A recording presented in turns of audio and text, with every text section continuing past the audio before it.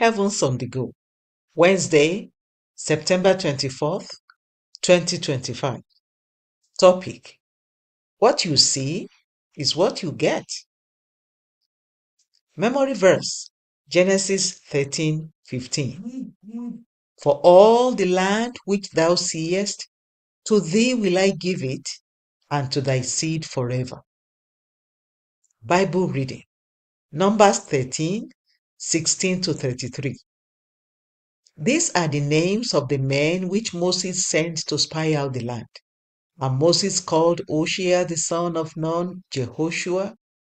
And Moses sent them to spy out the land of Canaan, and said unto them, Get you up this way southward, and go up into the mountain, and see the land, what it is, and the people that dwell therein, whether they be strong or weak, few or many, and what the land is that they dwell in, whether it be good or bad, and what cities they be that they dwell in, whether in tents or in strongholds. And what the land is, whether it be fat or lean, whether there be wood therein or not. And be ye of good courage, and bring of the fruit of the land. Now the time was the time of the first ripe grapes. So they went up and searched the land, from the wilderness of Zin unto Rehob, as men come to Hamath. And they ascended by the south, and came unto Hebron, where Ahiman, Sheshai, and Talmai, the children of Anak, were. Now Hebron was built 7 years before Zoan in Egypt. And they came unto the brook of Eshcol, and cut down from thence a branch with one cluster of grapes, and they bare it between two upon a staff. And they brought of the pomegranates and of the figs. The place was called the brook Eshcol, because of the cluster of grapes which the children of Israel cut down from there. And they returned from searching of the land after 40 days.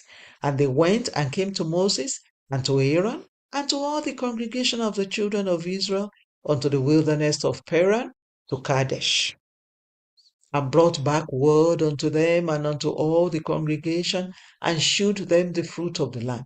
And they told him and said, We came unto the land whither thou sentest us, and surely it floweth with milk and honey, and this is the fruit of it. Nevertheless, the people be strong that dwell in the land, and the cities are walled and very great. And moreover, we saw the children of Anak there. The Amalekites dwell in the land of the south, and the Hittites, and the Jebusites, and the Amorites dwell in the mountains. And the Canaanites dwell by the sea and by the coast of Jordan. And Caleb stilled the people before Moses and said, Let us go up at once and possess it, for we are well able to overcome it. But the men that went up with him said, We be not able to go up against the people, for they are stronger than we. And they brought up an evil report of the land which they had searched unto the children of Israel, saying, The land through which we have gone to search it is a land that eateth up the inhabitants thereof. And all the people that we saw in it are men of a great stature. And there we saw the giants, the sons of Anak, which come of the giants. And we are in our own sight as grasshoppers, and so we were in their sight.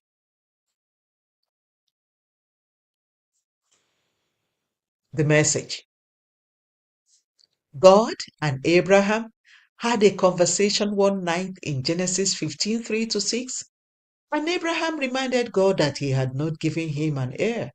In response, God told him to go outside and see if he could count the stars.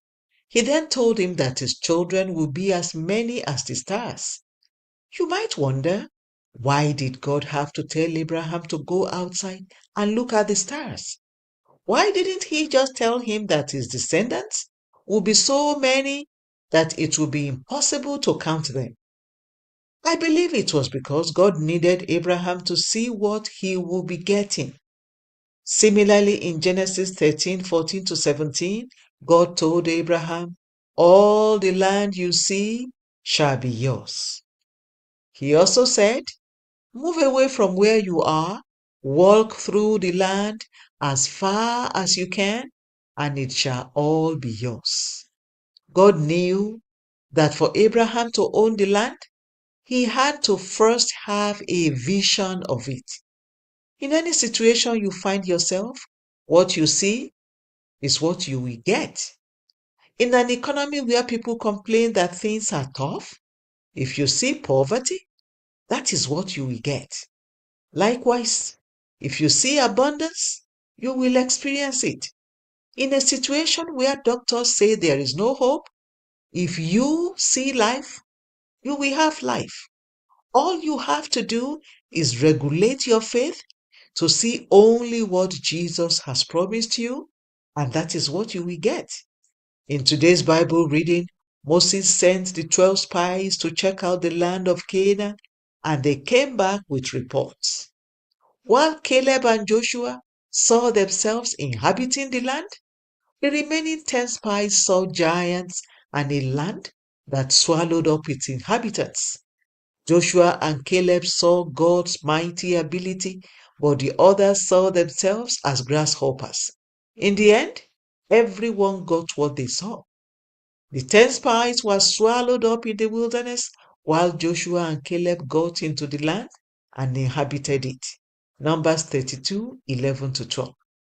Beloved, what do you see in your life, marriage, or career? Whatever you see is what you will get. If you see victory, you will walk in it. However, if you see defeat, you will experience it. God wants you to see correctly, and the only way to do this is to know what He says in His Word. What has God said about your home, children, career, health, and life? Believe His promises concerning you, and they shall come to pass. Key point: no matter the circumstances that surround you, stand by what God has promised in His Word. Bible reading in 1 year. Nahum 1-3. Hymn for today: Standing on the Promises of Christ. The Open Heavens is written by Pastor E. A. Adeboye, the General Overseer of the Redeemed Christian Church of God.